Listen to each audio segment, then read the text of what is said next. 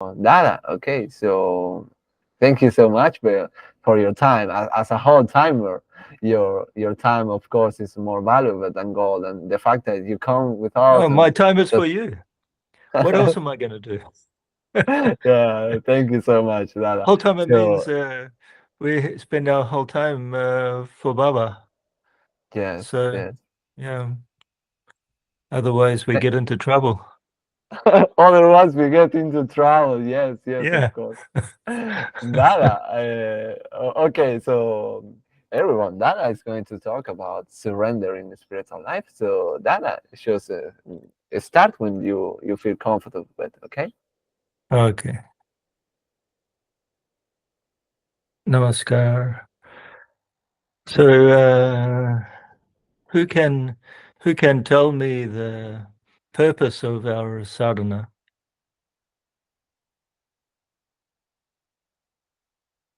What is the purpose? Sadhana is to, for me, it's like the process in which we are purifying ourselves, and that makes as well like that it makes that service is real, because without sadhana, service is not real. That is my Right. understanding of the sadhana, is purifying ourselves. Right. Yes, it's one way of saying it is it's a process of purification. What is the goal of it? To Maybe, become maybe, one with the Supreme. Right. and maybe to do Baba more happy.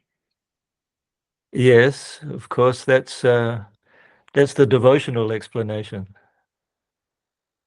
Yes. Mikhail, what is your Sanskrit name? Mike? Oh, uh, Yeah, I noticed he's talking he about said Manavendra. He is Manavendra. Manavendra. He said the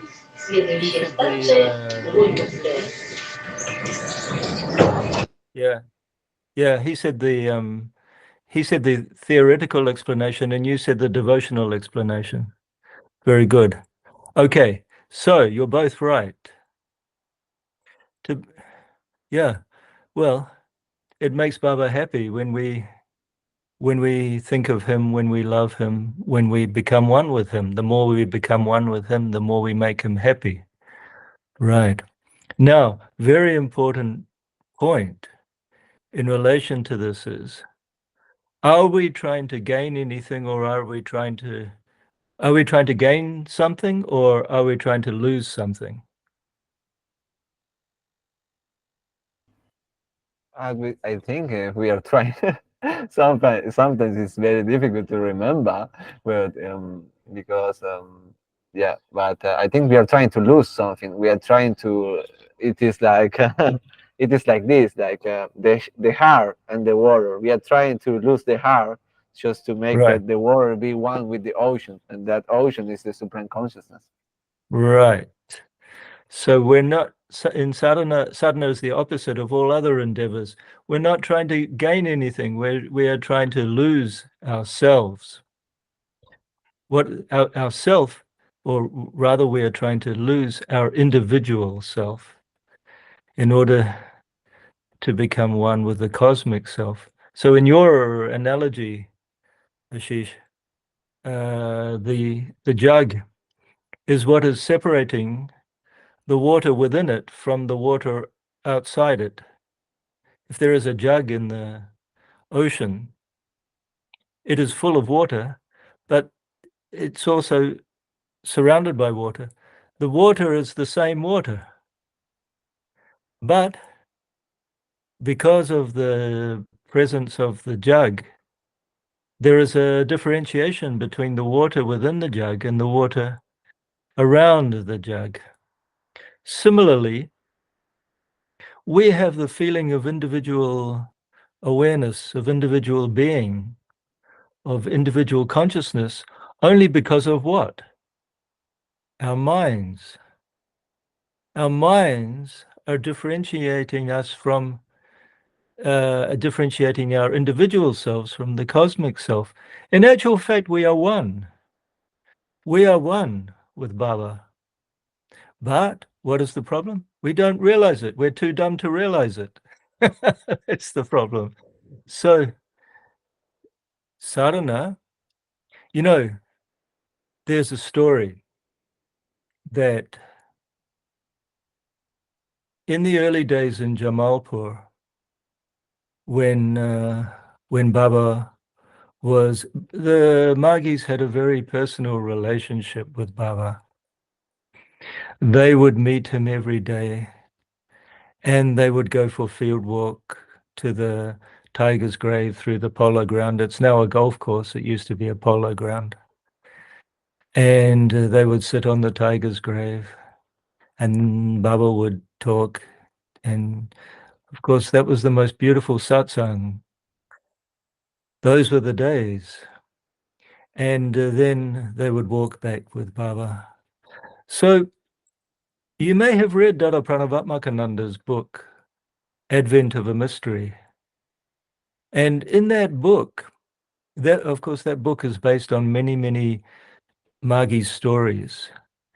And there's one part in that book where they said that occasionally they would come across a really very you could say he looked like a person that looked like a dirty homeless person, you know, like very not clean, just very unkempt.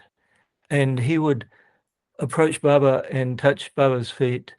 And then Baba would tell them, I'm just going to talk to him. So they would go away, and then they could see them that Baba was talking to him. And then Baba would come back. And often Baba would say to them that he's a very highly realized person. He came to ask permission to leave his body. Because apparently Baba said that the rule is, if Taraka Brahma is on the planet and you want to get moksha, you're ready to get moksha, you have to go and ask permission personally. Apparently that was the rule.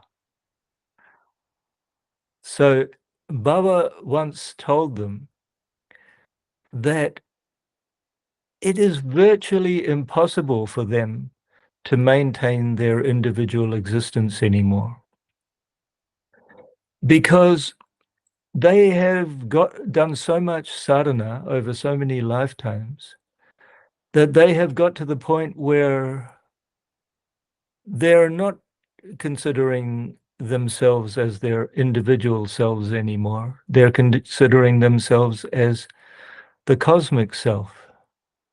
And therefore, in that condition, it's very difficult to hold on to your individual existence. If you don't consider, if you don't realize, if you don't feel that you are an individual being, then you won't maintain that individual existence for long. But they had to come and ask Baba's permission, because that was the rule. And he tried to convince them. He tried to say, look, just do a bit more service. Of course, they must have done a lot of seva in past lives, if not this one, in order to get to that state. But he would say, okay, just do 2 weeks of service, some form of service. And they would beg Baba, no, I can't last that long. And then they would bargain him down and say, okay, just do a day or two, and then you can go. So you see, Baba once said, sadhana, you can read this in Subhasita Sangraha. Subhasita Sangraha are the discourses that Baba used to give during DMC, and especially the early ones are very beautiful. The ones that came in the ones that Baba gave right in those early days when Baba was in Jamalpur. He started giving DMCs, Dharma Mahachakra, Jamalpur, Bhagalpur, places like that, in that area of Bihar. And he said, Sadhana is the process of habituating the mind towards Brahmaward projection. Those were his words.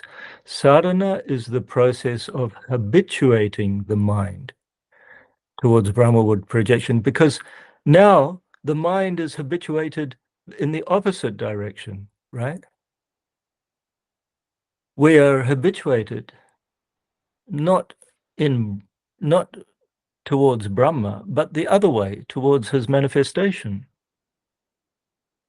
Once a Dada asked Baba, Baba, I want to do your sadhana.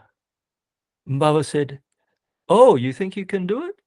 He said, yeah, yes, Baba, of course. If you tell me what it is, I can do it. And Baba said, really? You really think you can do it? He said, of course, just tell me what it is and I will do it. So Baba said, okay, I'll tell you. He said, when I do sadhana, I close my eyes and I think of every entity in the universe and I make sure that they have everything that they need for their onward evolution. And then that Dada realized, oh, maybe I was wrong. Maybe I can't do Baba sadhana after all. You see, so Baba's sadhana was to think of the entire universe, both individually and collectively, because he was Paramapurusha in human form. He could do that. That's what Paramapurusha does. Paramapurusha creates this universe through his thought projection every moment of time. But our sadhana is to try to do the opposite. We are his manifestation. We are part of his universe. Our duty is to try to think of him and to become him. Of course, when we become him, we can go the other way. When we become self-realized, we are one with Paramapurusha. That means we can think of the universe in its entirety. But now we have to go the other way. So I was saying something in relation to that. Yes. So sadhana is the process of habituating the mind towards Brahmaward projection, because our minds are habituated towards external projection. And in that process of habituating the mind towards Brahmaward projection, as we have talked about, it is the process of losing one's individual self in the cosmic self. Where I is, he is not. Where he is, I is not. There cannot be two. If you consider yourself as an individual existence, you cannot also consider yourself as he. If you consider yourself as he, just like those very elevated sadhakas that came to ask permission to Baba, if you consider yourself as he, you cannot consider yourself as I, as the small I anymore, because you already consider yourself as the greater I. Where I is, he is not. Where he is, I is not. There's a beautiful story. There was a lover, and she knocked on her beloved's, on the door of her beloved, and the voice from inside came, "Who is it?" And she said, "It is I." And then there was nothing. Then she knocked again. The voice came again, "Who is it?" "It is I." No. Then she realized. She knocked again. "Who is it?" "It is you." And then the door opened. See, that's the nature of unconditional love. That's why Baba said, for example, the greatest form of devotion is ragatmika bhakti. It means that you do everything for him. You do everything to make him happy. And in that way, that's the greatest form of devotion. Because if you develop that ideation, that's the quickest way to attaining Him. Why? Because identification lies in gratification, at the point of gratification.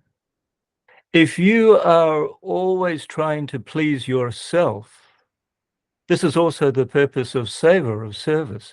If you are always trying to please yourself, you will only identify with yourself more.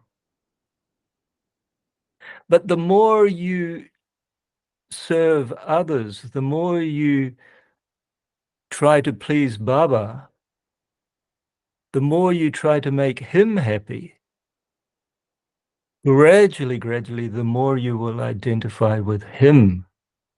So there is a very subtle science in this. Everything that Baba told us is very scientific.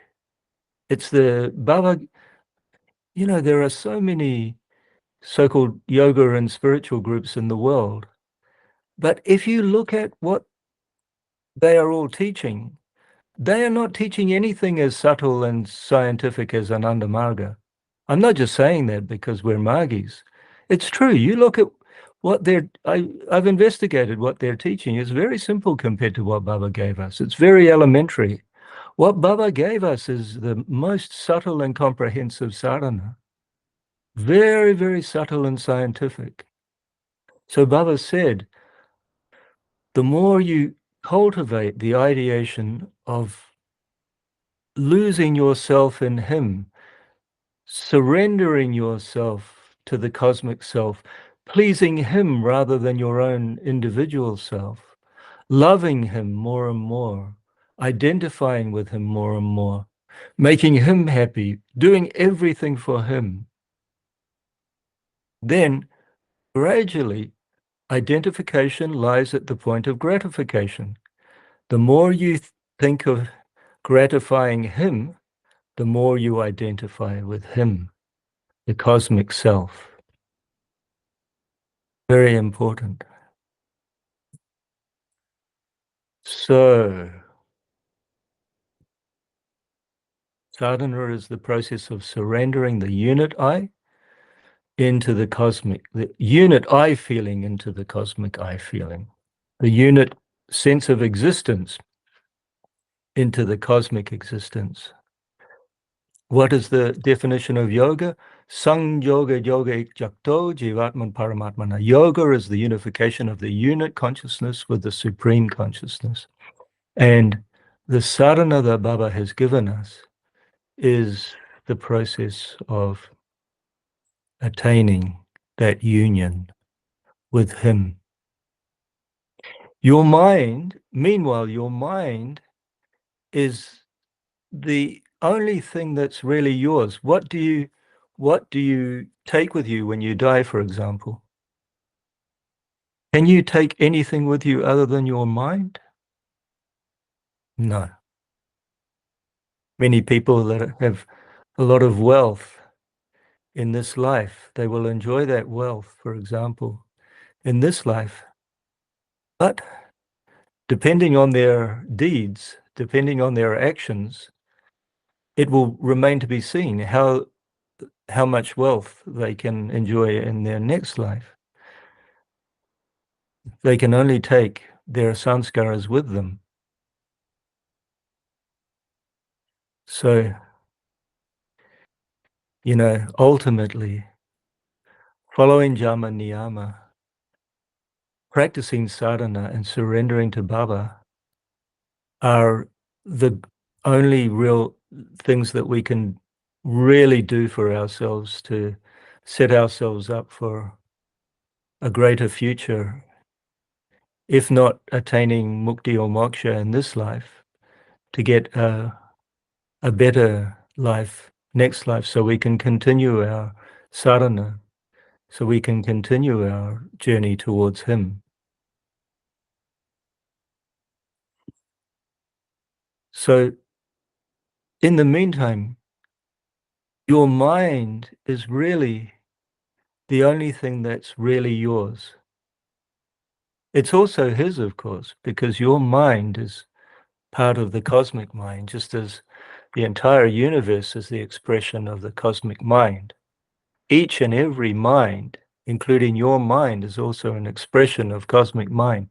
So it's your individual mind, and it's also, but who is the real owner of that mind? He is. That's why I said before that we are already one with him, but our sadhana is the process of realizing it.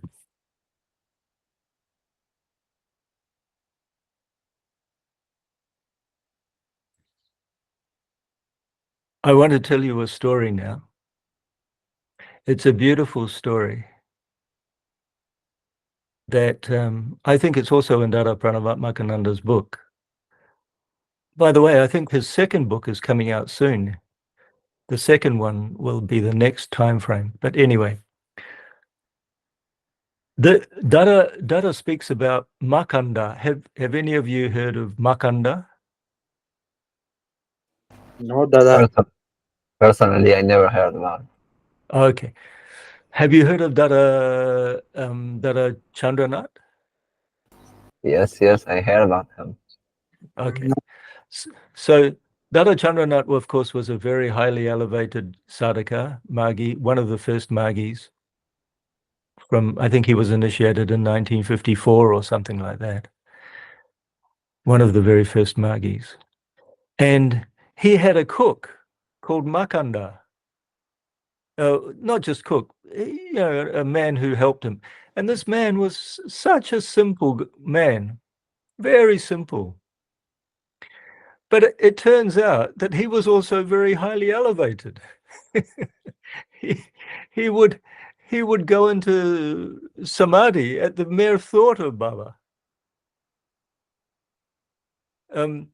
He was working as he was not so much an employee, but he was a kind of adopted by Dada Chandranath, and he lived in the house, and of course Dada would pay him, but he was like part of the family. He would live with them and help them, and one day, of course, this was before he used to go into samadhi. He said to Dada Chandranath, I want to also meet Baba and get, because Dada Chandranath had become initiated and practicing sadhana. And he said to Dada, I also want to meet Baba and get initiation. So Dada Chandranath arranged it with Baba. And then when Baba initiated him, immediately he went into samadhi. He was like one of those homeless guys that had met Baba, you know. He was at that kind of level, but he was in Dada Chandranath's house. And so after that, when he got initiation, then after that he would go into samadhi. He would be cooking and then go into samadhi and burn the food, things like that. So once they were at the tiger's grave, and he was there with them. And there were two police officers also. And Baba said to them all, what is the cause of fearlessness? What is the cause of fearlessness? He asked one of the police officers, what is the cause of fearlessness? The police officer said, physical strength, Baba. So he said, okay. Baba pointed to a tree in the distance. It was quite far away. And he said to him, go and touch that tree and come back.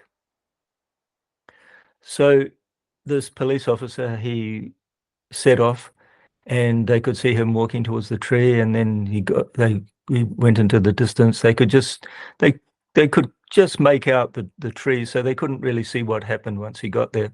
And then he came back, and Baba said, did you touch the tree?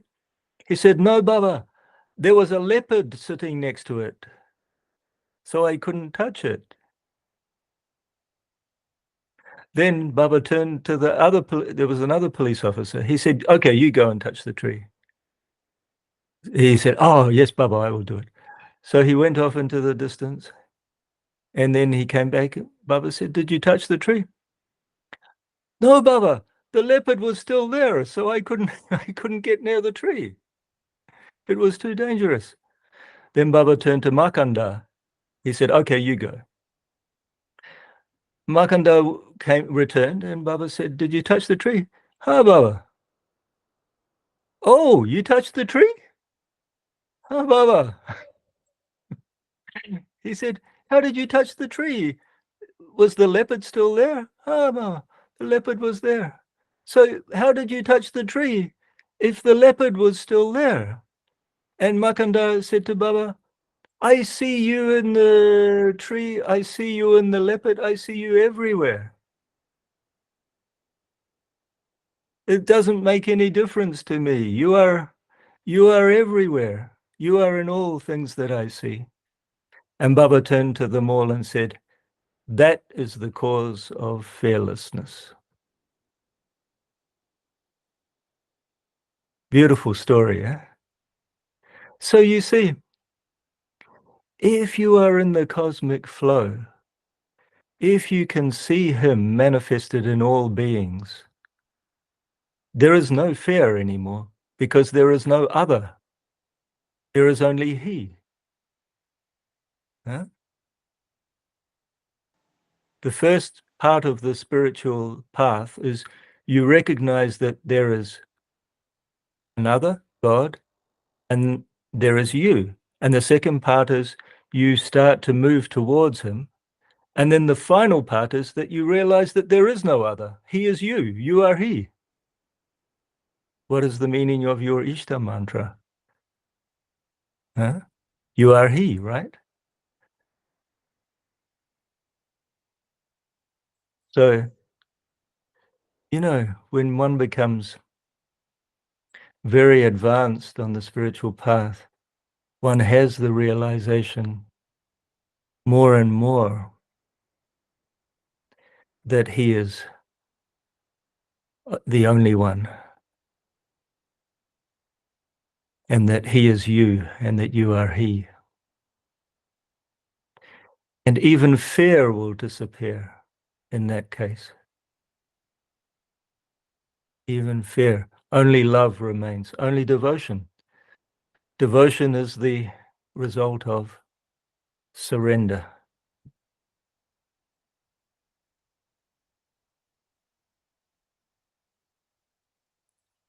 So, you know, the more you surrender to him, the more you get into the cosmic flow, the more your own individual will and the results of your action coincides with the cosmic will and the results of its action. At the same time, your sanskaras are reducing, your good sanskaras become greater than your bad sanskaras, and you experience less and less clash. You're in the flow more and more. You're flowing with the cosmic will. Sadhana is not going to be, and life is, you know, when you get initiated, it's often the case that when you get initiated, life becomes very complicated and very difficult and very tough. But it's not always going to be the case. This is just the beginning of the path. The more you do sadhana, as you said in the beginning, the more you purify yourself, the more you will be in the flow, and the more you will feel that he is doing everything, and the more you will feel in that you are flowing in his, you are moving by his will rather than your own.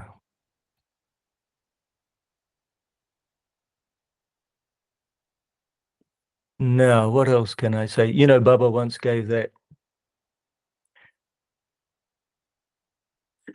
shloka. You may have heard that shloka. Devi Hyesha Gunamayi Mama Maya Durachaya Ma Meva Je Prapajante Maya Maitang Terantite. Do you know what it means? Okay, I'll tell you. I will tell you.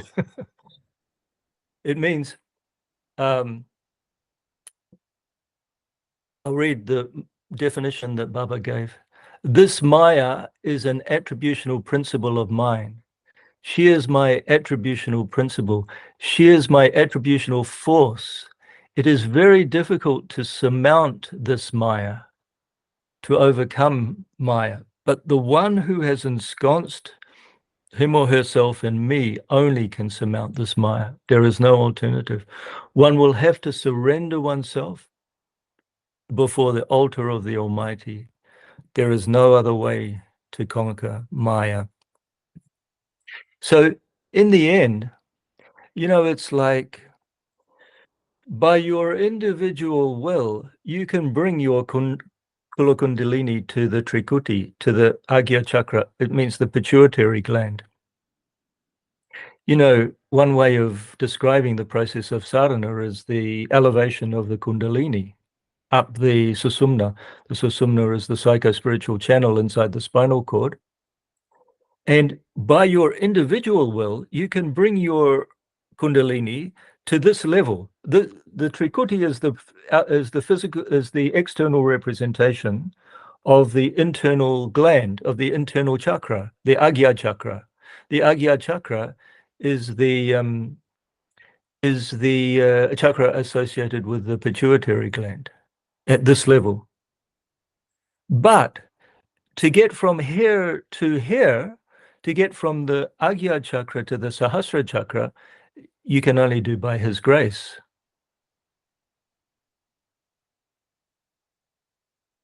So Baba is very clear that no matter how you achieve elevating your Kundalini to here, the last part of the journey can only be accomplished by his grace. So surrender to him, surrendering one's will, surrendering one's, there's that concept of surrender. When you're fighting, you put up the white flag and you say, okay, I surrender. You've beaten me. One should never do that, only with Baba. Okay, when we're fighting in the external world, never surrender. That's a different matter.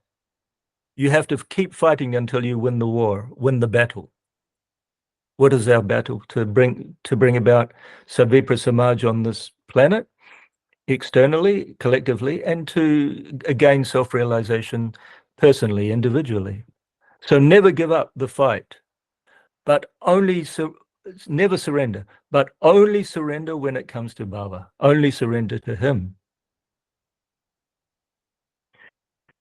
Because you think of the concept, Karma Purusha is with you every moment of your life, guiding you. The nucleus of this universe is your personal guide for each and every one. He is with you each and every moment of your life. He is the only entity to surrender to. And that surrender means surrendering your individual self to him. Because ultimately, it's only his grace that is going to get you to that final realization of him. Okay, Guru Kripahi Kevalam. What does Guru Kripahi Kevalam mean? Only the grace of the Guru.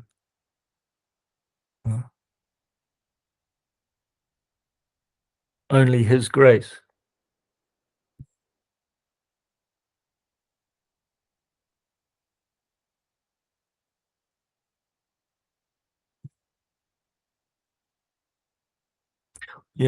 Once I asked Dada Dasarat. Dada Dasarat was another very highly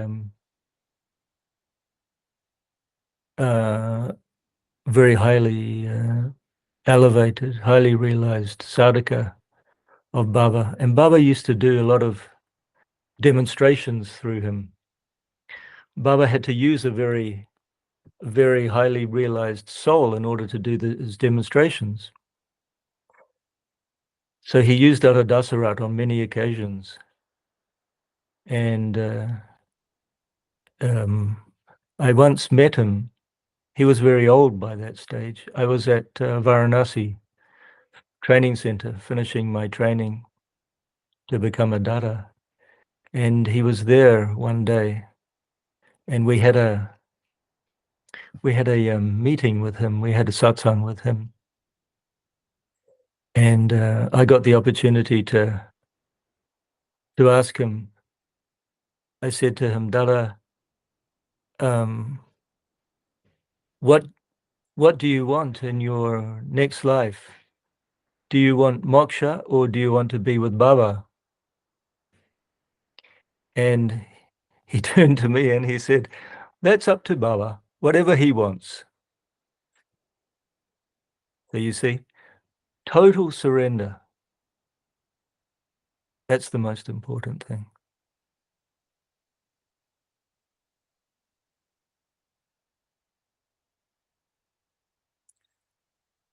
When Ramakrishna, Ramakrishna, when he got to the end of his life, he said, I would gladly go through the whole of the evolution again from a tiny bacteria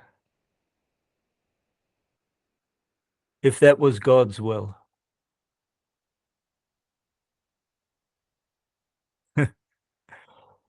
So you see, when you get to that stage, you will do anything for him. And that's the real test. So we have to continue with our sadhana, continue that process of surrendering oneself to him, of habituating our minds to that Brahmawood projection of identifying more and more our individual selves with the cosmic self. And of course, Baba has given us the whole process how to do that. Everything is in 16 points. And if you look at the sadhana, number 9 of 16 point sadhana, everything related to sadhana is there. All the lessons, including second lesson, at all times, asanas, all the different types of seva. So seva is almost as important as sadhana. We must not only do our sadhana, but we must also do seva. Because also that's the process of surrendering ourselves to him. It not only makes Baba happy when we serve his creation, when we serve others, when we serve his created beings, but it's also the scientific process of converting our individual I to the greater I. So, in today's world, there are many, many ways of doing seva, because we have the online world as well as the real world. Of course, I tell people as much as I can, we need more real time and we need less screen time and more real time.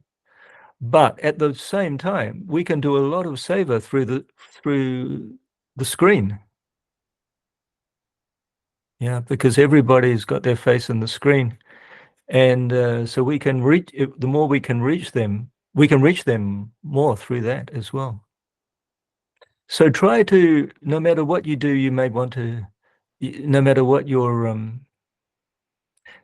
forte is, you may you may like to do kirtan, you may like to do Prabhat Sangeet, you may like to You may like to do bhajans, you may like to give lectures or start a channel and reach people through, like Dada Sarananda did with meditation steps, or there's so many different ways that we can reach people and do viprachita seva, which is the most valuable seva. Viprachita seva is intellectual seva. Of course, physical seva is also important, and financial service as well, and courageous service. Those are all types of service. But ultimately, the most valuable is to teach, to bring people to the path of sadhana, and to have them initiated, and to have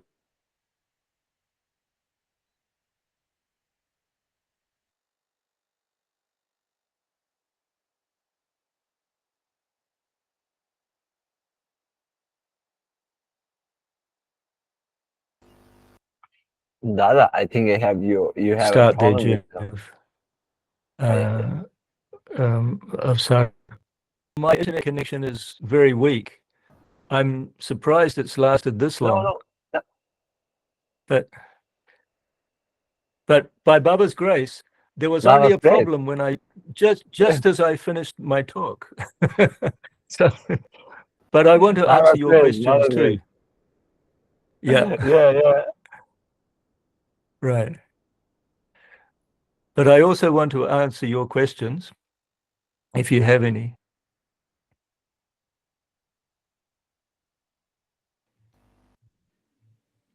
Dada, can you... Namaskar, Dada.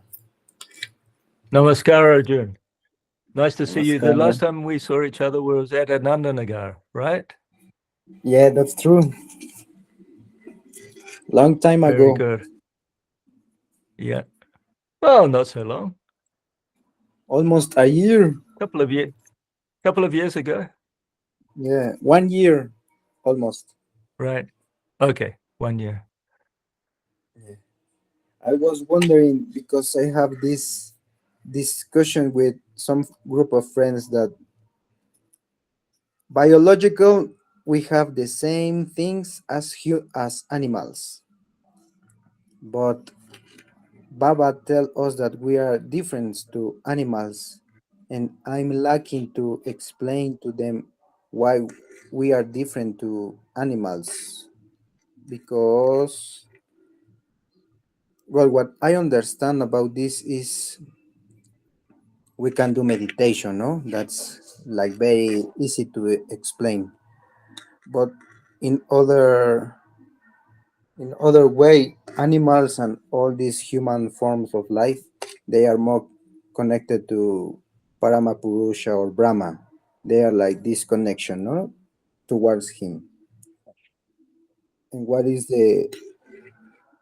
what else can you say about this difference between animals and human Well, beings? we are all on the evolutionary path towards realizing him, towards realization.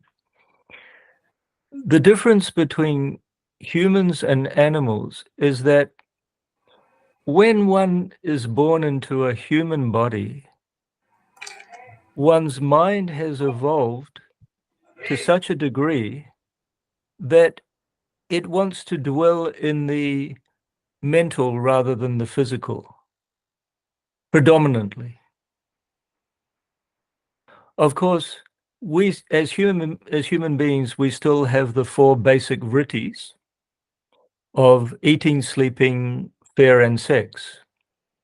We still have those four vrittis, but we are not dominated by those vrittis, by those physical vrittis.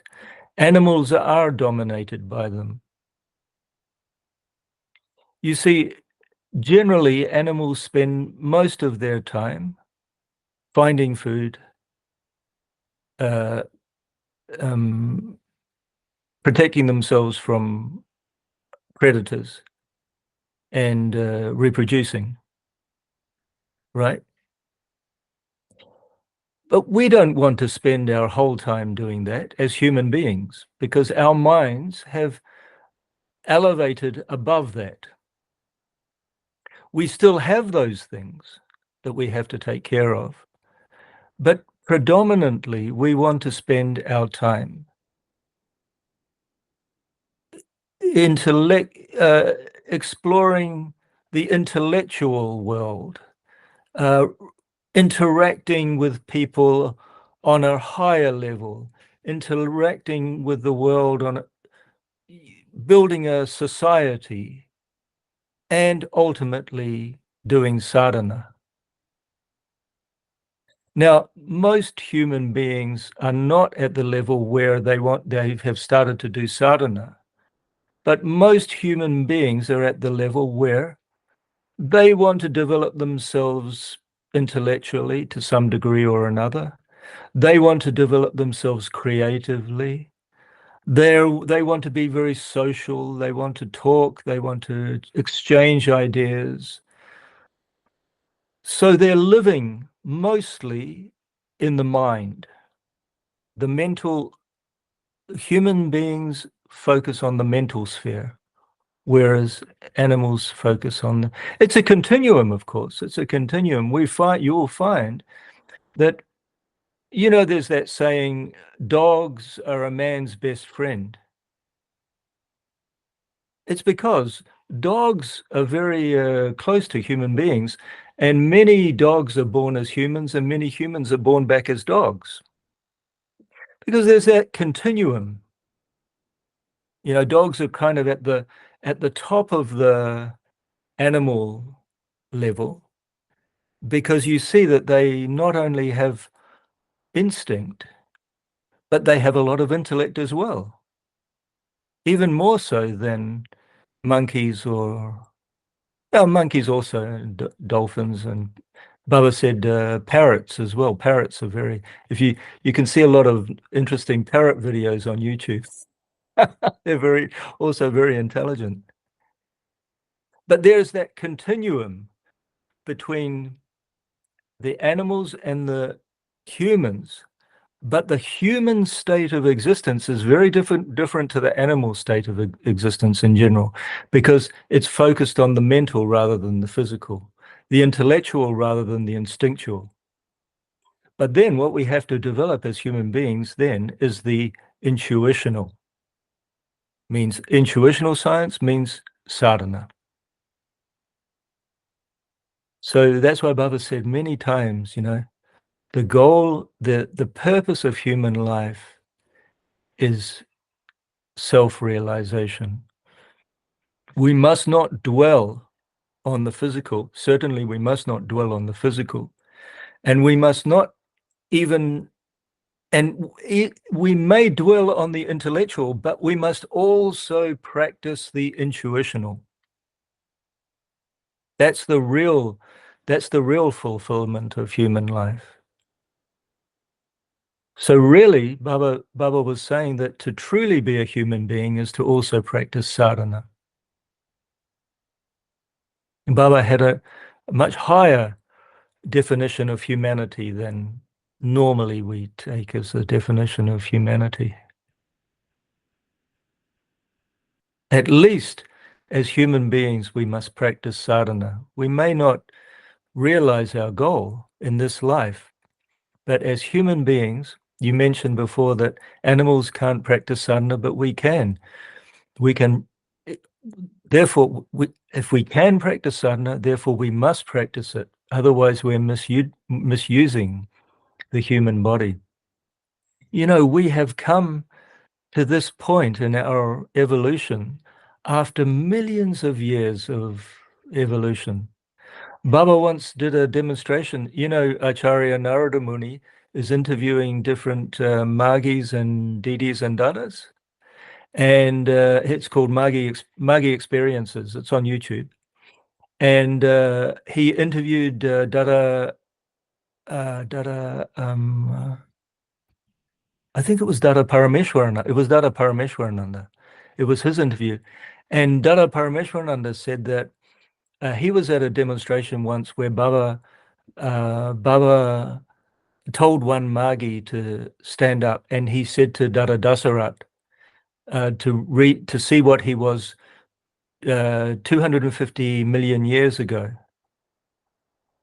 And Dada said that he could see that he was an amoeba or something.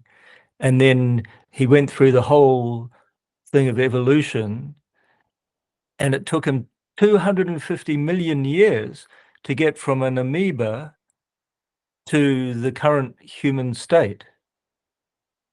I have it noted down, all the different stages. I can't remember them. I think he said 1,000 years ago, he was a simple farmer tilling his land, and then 100,000 years ago, he was a monkey or something like that. But it took 250 million years to get to this human stage. So, you know, we have to be keep that in mind, that we have attained to have attained this state of humanity is such a great attainment, and we must use it, not misuse it. We must utilize it properly. So it's true that animals can't do sadhana, but we can, so we must do sadhana as much as we can. I think I got it again. Thank you, Dada. Okay.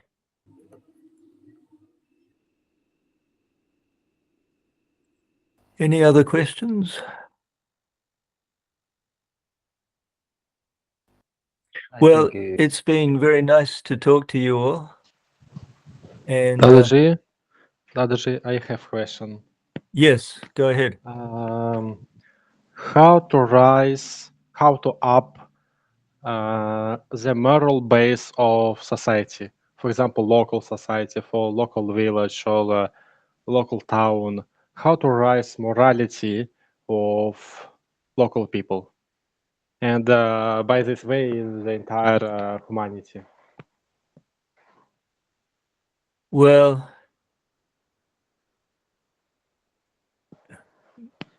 I think there are many factors causing immorality in society. For example, if people don't understand that our journey is a continuum of lifetimes, and that the more good you do in this life, the better your situation will be in the next life, kind of thing, then that's a factor. If they don't realize that, then they will think, they will have a nihilistic view. They will think, I'm just here for one life. Doesn't matter what I do. Everyone else is doing immoral things. I may as well do them too. There's no reason for me to be moral. That's one thing. Another thing is they may be economically very pressurized. And there are, of course, we know there are millions of people in this world. It's better now. Of course, it's getting better, even though capitalism is not the ideal socio-economic system. But poverty has decreased. But still, there are millions and millions of people that are living in poverty, and they may have to live immorally in order to survive. And then there is the general evolution of human mind, and it's a gradual process of realizing that the better that you can be as a person, the more that you can live morally, the better it will be, not only for you, not only for others, but also yourself. That's a factor. But I think the best thing that we can do is set an example by our own conduct. You know, in the early days, Baba was so strict that even though corruption was endemic in India, it still is, but it has improved. It has improved. I remember in India, to get anything done, you had to give bribes. You had to give people money. It was just expected. It's not expected anymore. It still exists, but it has improved. But even in those days, when it was it was part of the fabric of society. Baba wouldn't let the Margis take bribes, for example, and they were in very high positions. The first Margis were police inspectors, they were customs inspectors, there was even one that was in Parliament. I can't remember what his name was, Ashtana or something. So they were in very high positions, and they gained a reputation for not giving in to corruption. And it was very important that they gained that reputation. You know, there's a beautiful story that one young Margi, he came to Dhamma Mahachakra once, and he had gotten the money by stealing it from someone, by pickpocketing. He didn't have the money, but he pickpocketed someone to get the money to buy his ticket. And Baba, when he saw Baba scolded him like anything. You must return that money. And he said to Baba, but I don't know who the person was. And Baba himself told the address of the person, the name and the address of the person, and then when he returned it, he must return that money. And many times, and once they asked Baba, why, if we can just loosen the requirements a little bit in terms of Jama Niyama, then we would have a lot more Margis.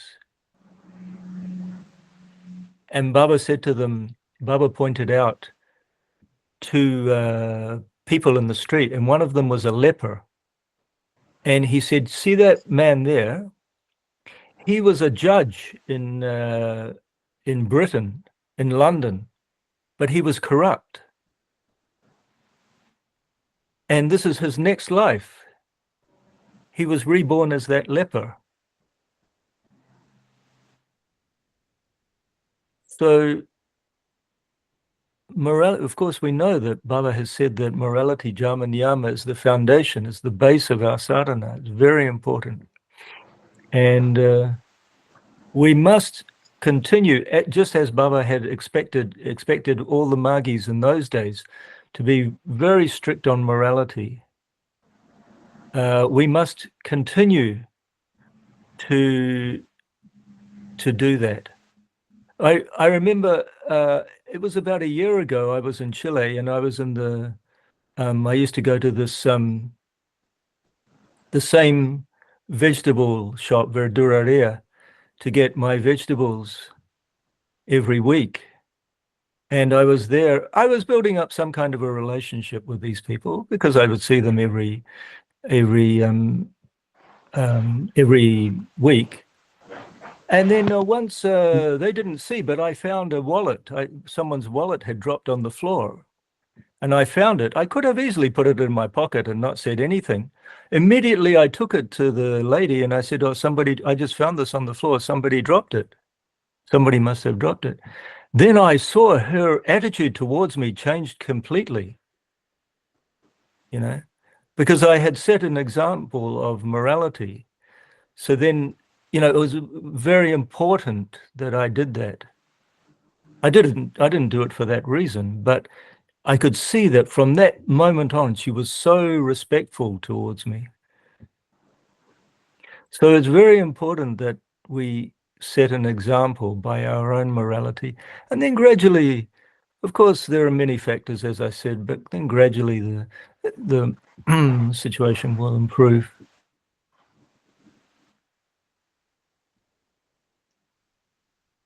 We have many obstacles in this human society right now. Of course, it's approaching a threshold level where something will have to change because of the standard of morality is very, very low generally. Yeah.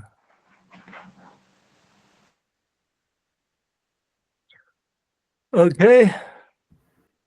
I have a question, Dada. Namaskar. Yeah. Namaskar. Namaskar. Who would you describe the awakening of intuition? Like, it's more like the feeling, it's more like logical, it's both, is in either of doubt of this. Sorry. Could you repeat that? Yeah, I try to like ask, how would you describe the awakening of the intuition? Like you say, like if we meditate, we awaken the intuition. Like, but you can describe like is something like more like deeply feelings or it's logical, or how is the intuition like? Intuition is not relying on the intellect. It's higher than the intellect. When you use the intellect is associated with the manomaya kosha. Okay. But intuition is associated with the higher koshas, right? Mhm. Mm-hmm. So intellect is associated with thinking. Thinking is the process of the intellect. Mm-hmm. But intuition is associated with knowing due to one's connection with cosmic mind. You find that when your intuition develops, you don't have to make the effort. You only have to think of Baba. The more you think of him, the more whatever you need to know will automatically come into your mind. Because it's a process of direct connection rather than, it's a process of identification with cosmic mind rather than unit mind. When you're identifying with your individual mind,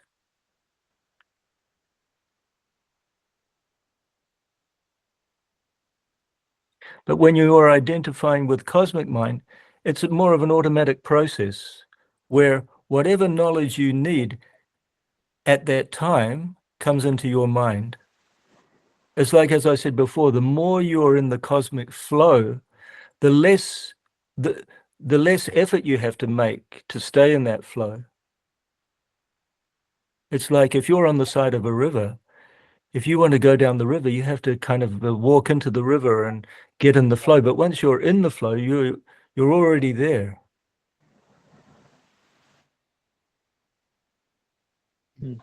Okay, Madhu? Yeah. Does that answer your question? Yeah. Thanks a lot. Namaskar. I look forward to see you in December. Yeah, I will. Give my namaskar to Bhakti also. I will. Thanks so much. Namaskar. Namaskar. Does anyone else wants to ask something to that, or let's just we can end the meeting? There is a Margi who is asking. Adinat, he is from Spain. Dada, he is asking. I like to make a question. Are any center in the world of spiritual training for plants and animals for deviation of pabulum? Plants and animals for, what was the last bit? For what? For deviation of pabulum, pabula.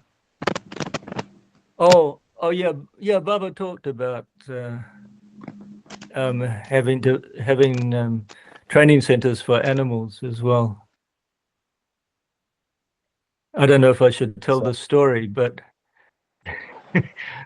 when I was in training center in Davao, Philippines, there were all these brothers there that were just there to kind of have a place to sleep and to eat. And And sorry, one sorry. of these brothers asked Dada, "Oh, Dada, Baba said that we should have training centers for. When will we have training centers for animals?" And Dada said, "We already have a training center for animals."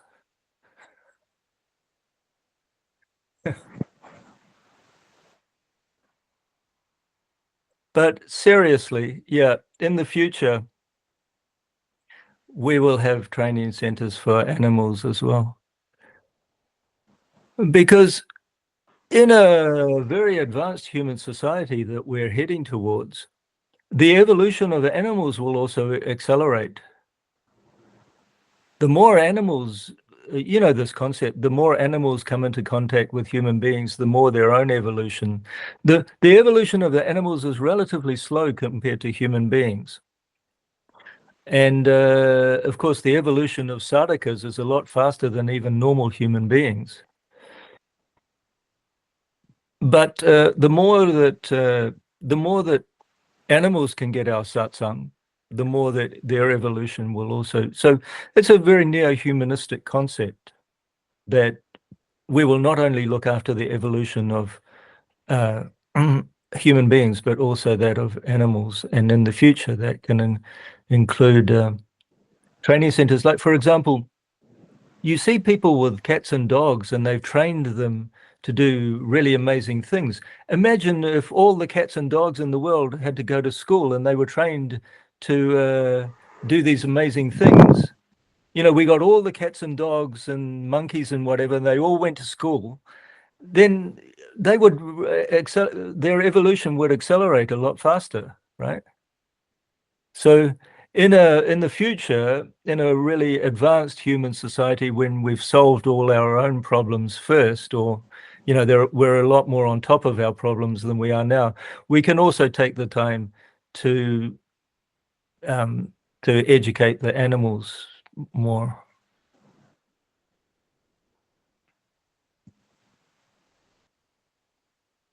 Yeah, we have to get our priorities right first. First, we have to stop these terrible things like what's happening in Ukraine and Gaza, and you know, just crazy things like that, and the fact that the arms industry is basically funding these wars, and that the loss of so many lives doesn't make any difference to them. When we can get past that, when we can raise the general standard of consciousness above that, then we can start thinking about the lesser things.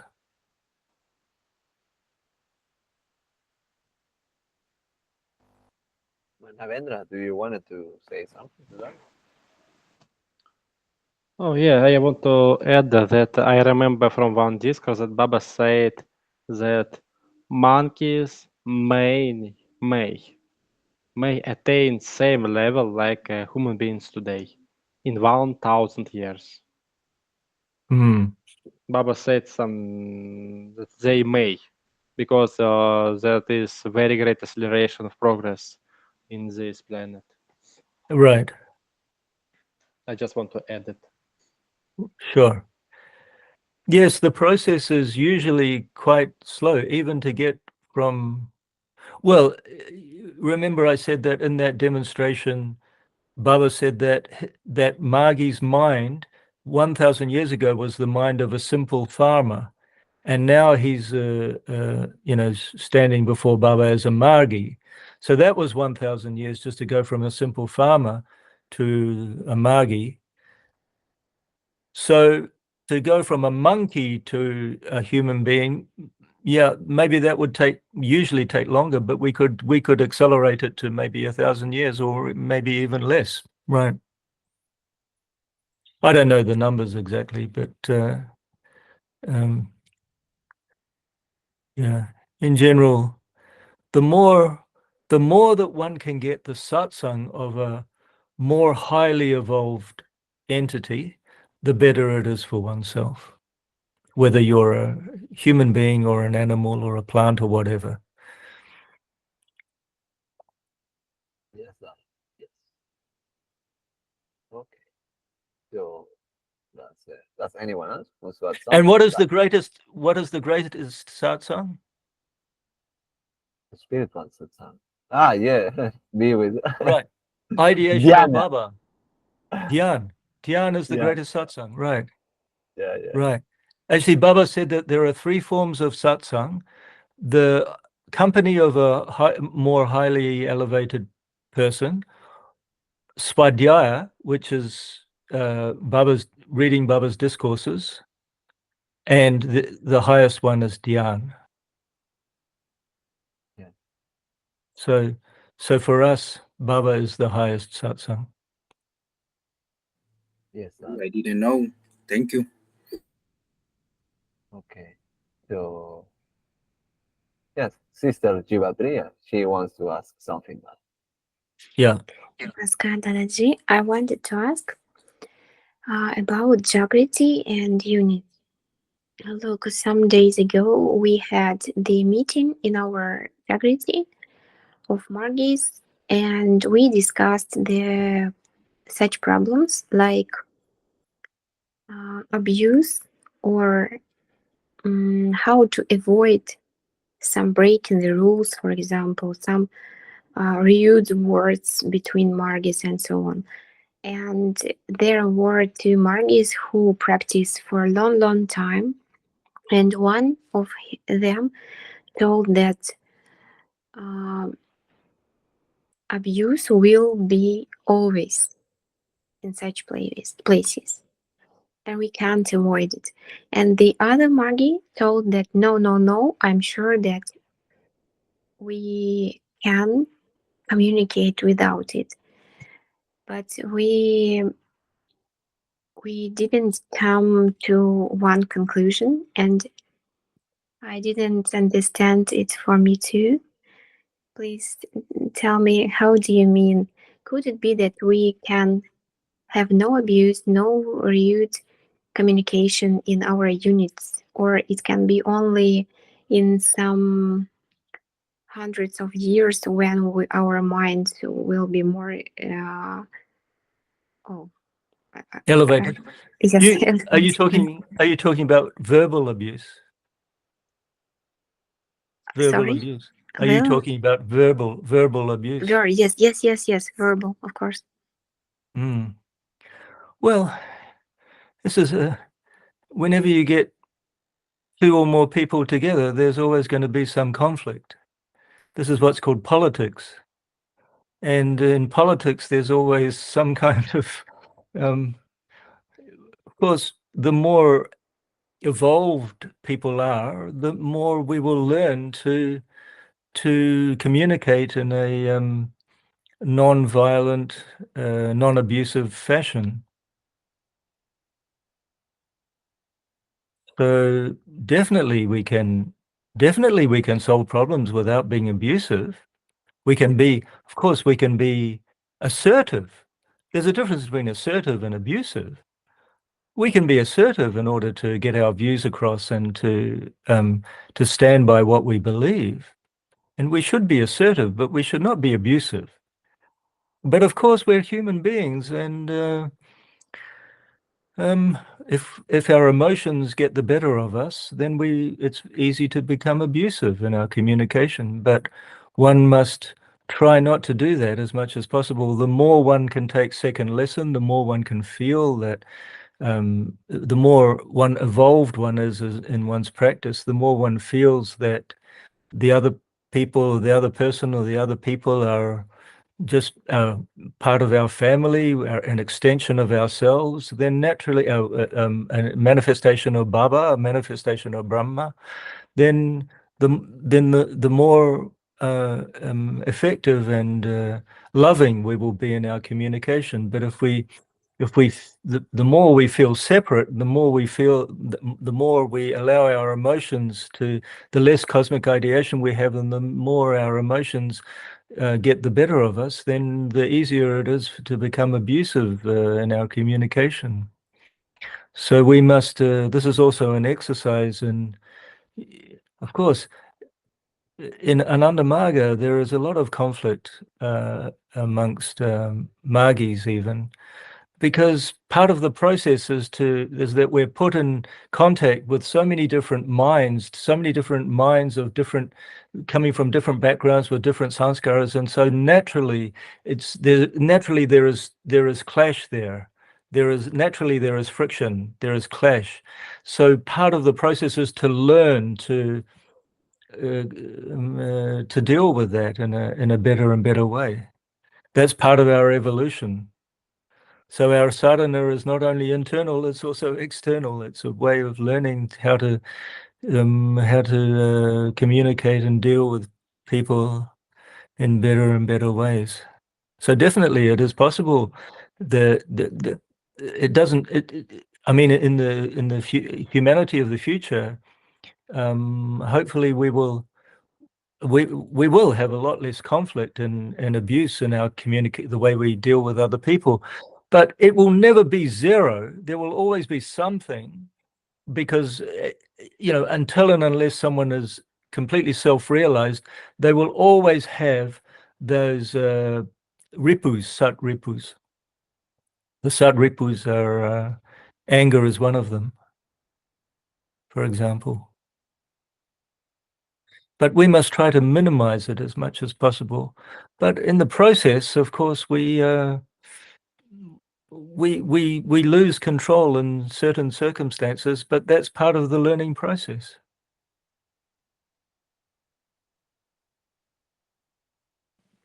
Again, thank you so much. Thank you. welcome. Again, the more we surrender to Baba, the more, for example, if you're going into a meeting which you think will be contentious, which will, there will be some conflict because of the differing opinions, make sure you just close your eyes and take a very, very strong second lesson first and surrender it to Baba. Dada, can you repeat that? If there is a guy in the meeting who is very contrary to your ideas, you said? Mm-hmm. Can What's you repeat, please, what you said? For example, before you go to a meeting, or before you do anything, of course, you should take second lesson. But if you know that it's going to be very contentious, then take a stronger second lesson. The more, I remember when I was an LFT in Australia, we were an RDS, and SS, I was standing outside the door, and SS came to the door, and there was a lot of stuff that he had to deal with. And I was standing there waiting for him to go into the room. And before he went into the room, he closed his eyes for about, he was obviously taking second lesson. It must have been for 10 or 20 seconds. And I was thinking, wow, he's really taking a long second lesson. But he was doing the right thing, because he was really preparing himself for the meeting by taking that second lesson. So again, cosmic ideation is the way forward in all our aspects of life.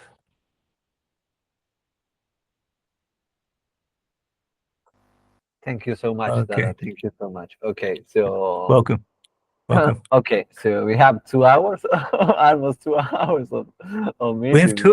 We have 2 hours. No, really? not 2 hours, because you joined 40 minutes later. But yeah, kind of 2 hours to the fullest. But yeah, you already have like 1 hour and 20 minutes, I think, Dada. So I'm very sorry. We have taken a lot of time from you. Oh no problem. I'm happy to talk to you all. It was really nice to see you all. Okay. And go ahead, by Baba's grace, you will be successful. Continue your sadhana and seva. Yes.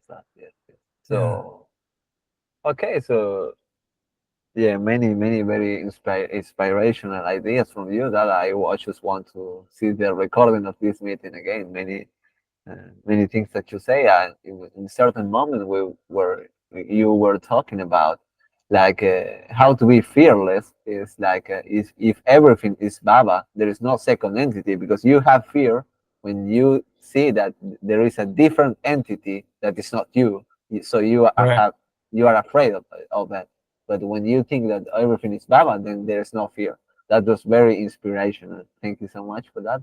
And also, the idea that you gave was extremely inspirational about if you always trying to satisfy yourself with with mundane pleasures of you know what I mean. Um, you are going to identify yourself more and more with your little I. But if you try to satisfy Paramapurusha Baba at every time, you're going to identify yourself with Baba, and so you're going to become him finally, Right. eventually. So yeah, that is what I wanted to say. So that's all. I think. What Yeah, Baba gave us is very scientific, and whatever Baba said, follow it, even if it's not accepted by the present society, even if it seems to be not right, maybe scientifically. We're finding more and more that what Baba said is right, actually, not what everyone else believes. So follow what Baba said. Yeah. Yes, yes, and that is a rule. I think there is a rule for workers for Baba. That Baba says that the accomplish of a rule without thinking. You just do. So yes, it's quite interesting. So I think that's all. So again, thank you so much, Dada, for being part of this, and looking forward to organize some talks more in the future, in the near future. Sure, So I'd be happy to. Yeah. yes, yes. So okay, we are going Okay. to end this meeting. We're very often to finish the meeting. Now we are going to listen 2 minutes of kirtan, and then we are going to say goodbye. Okay. Oh, okay. Namaskar. Dada, if Namaskar. you want to be part of it, great. And if you need to go, just go. And thank you so much. Okay. Okay, thanks. Namaskar. Manam Kevalam Bhavanam Kevalam Bhavanam Kevalam Bhavanam